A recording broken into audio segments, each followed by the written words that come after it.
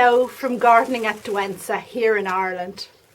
And today's the 14th of June and it's the day that I've moved my orchids out to the greenhouse. Now it's always kind of a toss-up at this time of year. The temperatures at night need to be sufficiently high to get them out here, for them to be, have their minimum out here in the greenhouse. And over the last few days the temperatures have been kind of steady at 10 degrees, 13 degrees. I think we even had a 15 degrees one night. And then yesterday night, back again to 6 degrees, which is really too low for orchids in the greenhouse. But I've taken them out anyway, and what I'll do is I'll shut the doors and windows on the greenhouse at night, just until I'm sure that the temperatures are behaving themselves. So without further ado, I'm going to run through my orchids with you. So these are my Cattleyas out in the greenhouse for the summer. And it's a good point to stop and just maybe do a little run through of some of them that I haven't featured before. Now it's mostly Cattleyas that I put out in the greenhouse. The Oncidiums, Phalaenopsis and the Paphs, they stay indoors because it's either too hot or too bright for them out here.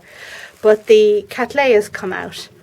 I'm leaving the baby Cattleyas and any that are sick indoors, but the rest of them should come out here.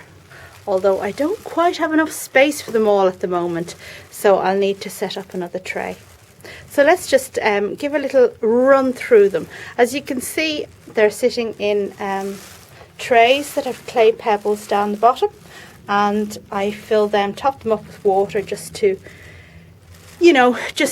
keep the humidity levels high, because that's the biggest danger out in the greenhouse. Light is brilliant, but humidity isn't super. Okay, so here we go. Let's have a run through. And the first one at the back there is the one you saw me carrying out to the greenhouse in the beginning, and that's a new one for me. That's the Schlumbergia. I'm not sure how to pronounce that, but it's full. I'm not going to lift it out now because it's very heavy. It's full of new growths popping up everywhere, and some of them are quite mature, so who knows, I could get a flower soon, which would be great. Next one is this baby here, and let's see. Right, it's a cross that promises giant orange flowers when it eventually gets to flowering size, and I can't wait for that. I had a bit of desiccation here. One of the leaves has dried out a bit, but nice healthy new growths, so I think it's going to be fine.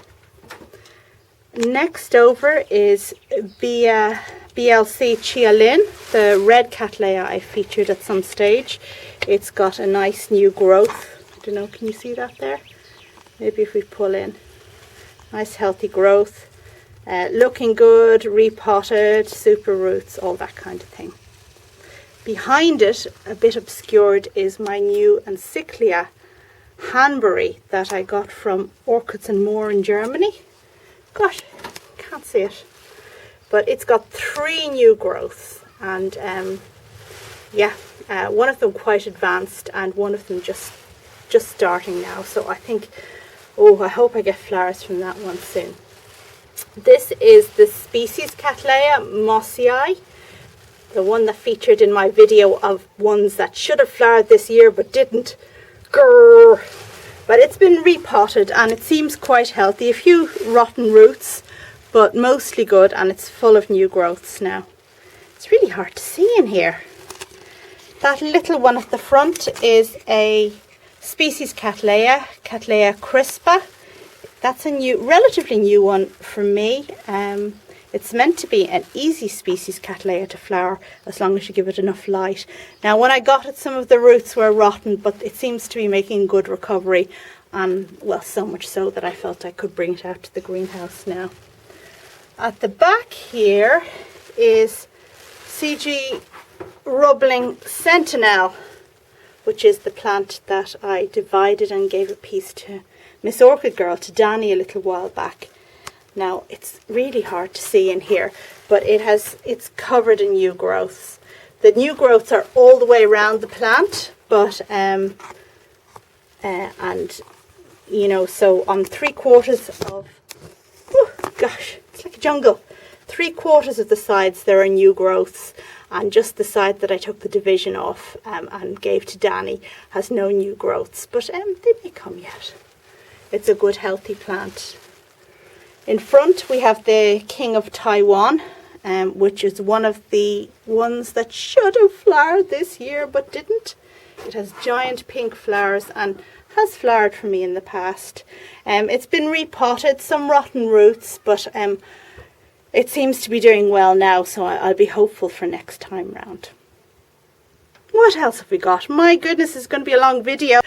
In the corner we have Bob Betts, flowered for me this year. It had its own video, beautiful white scented giant Cattleya. This one here is a mauve one. This is one of the ones that should have flowered but didn't. Sierra Leone, Sierra Skies Leone. So it has lots of new growths down the front, so I would be hopeful for this year. This one, oh, I have to tell you about this. I am dying for this little baby to be big enough to flower. This is the hairy pig. I know, it's a brilliant name, isn't it? So it's BLC Gulf Green Hair Pig, and it's got Digbian in it, so it's got a big kind of greeny white hairy lip, and I cannot wait for that one to be flowering size. It's doing well, good roots, and that's a good colour, nice enough sun kind of colour. A lot of them are a bit green now, a bit too green, but hopefully that'll change now that they've gone out to the greenhouse. So Gulf Green Hair Pig, can't wait for that one to flower. Here we have a species, Cattleya warneri. It's a cross between Donna Lourdes and Donna Lourdes. So hopefully that'll flower for me this year. I don't see new growth on it yet. Oh, there's a little bud down there that may mature into one. Behind we have Epidendrum radicans ballerina, which is still in flower. It's just been flowering forever, and this is a nice neat plant. I had to repot it while it was in flower because it just wouldn't stop, and the roots were all fabulous despite some desiccation on the leaf there. It's got new growth now, and that's going to flower for me, and the epidendrums really seem to like my environment. There's that Dendrobium I featured. Oh, I'm not going to talk about that again. Horrible thing. Loddigesii won't flower for me. I'm still holding on to it though. Will I ever learn? This big plant here is, let's see, it's a cross. Well, actually it's newborn child, isn't it? So LC or Potinara, newborn child, and the information in brackets just tells you what cross created the cultivar newborn child. But this one produced a sheath this year, but it never grew. It never produced a flower in it. So I thought it was going to flower, so it was a bit disappointing. But hopefully next year, because it's got a new growth coming up here, which is maturing.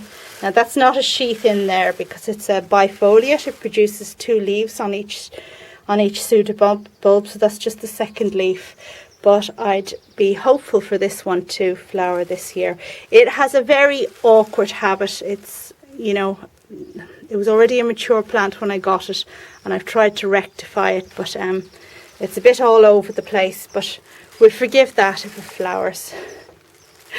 Okay, so that's those 2 trays, and then on this third tray we have LC Coastal Sunrise.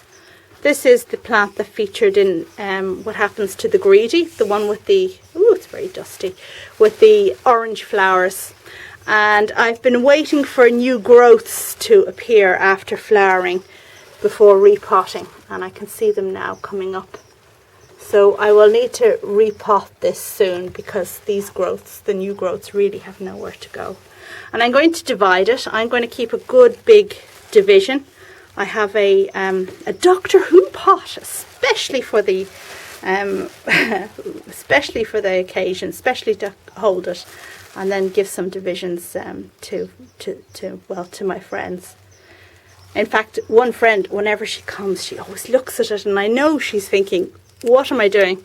I promised her the division. Oops, I just tore that leaf, and yet I'm heel dragging about doing it. But well, yeah, it'll get done in the end. And here we have another Cattleya. What's this? This one is looking good. Nice new roots and a new pseudobulb developing. This is Momilani Rainbow, the Gypsy. I think it's kind of orangey flowers. That one hasn't flowered for me either. I got a number of plants from a friend a few years back, and they were in bad shape, so you know it's taken a while to get them into flowering shape. This one here is a little dote. This is Cattleya forbesii.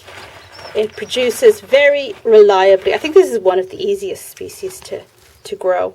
It reliably produces flowers early on in the season. I think September, October, and it really is an easy one to manage. Next up we have, oh yes, this is the one with the greenish yellow flowers. BLC Young Kong Sun. I featured it in a video just before Christmas. In fact, I think I videoed it on Christmas Day, but I didn't stake it properly and the flower broke, which was a terrible shame. And then here, the final one in the trays is also a species. Do you see that darkness there? That is not a rotten pseudobulb, it's just the skin has gone black. So you see? Yeah, it comes off. Labiata, I think. Cattleya labiata. Now this was a seedling originally, so I've been growing this for many years. I need to pot it on, but it looks healthy. It's got 2 new growths, but I doubt that it's flowering size yet. And what else do I have out here? Well, the Deces you saw already in flower. Up here we have, what's it called again? Rosemary Upton is one of the parents. Gosh, can't think of the name now. I'll I'll put it up above in the annotations at the top of the page. And I have Dendrobium nobile, Spring Dream Apollon, which just will not stop flowering. This is a very, very mature plant I've had for many years, and it does very well for me. And Coelogyne cristata, which is gone past its best by date, let's just say, and that'll need to be repotted too, because well, it's all over the place really. So those are the orchids in the greenhouse at the moment and how they're doing. And sorry for such a terribly long video, but well, there you go. Thanks very much for watching, and I hope you will subscribe, and do check back soon and we'll see how these do during the summer. Bye now.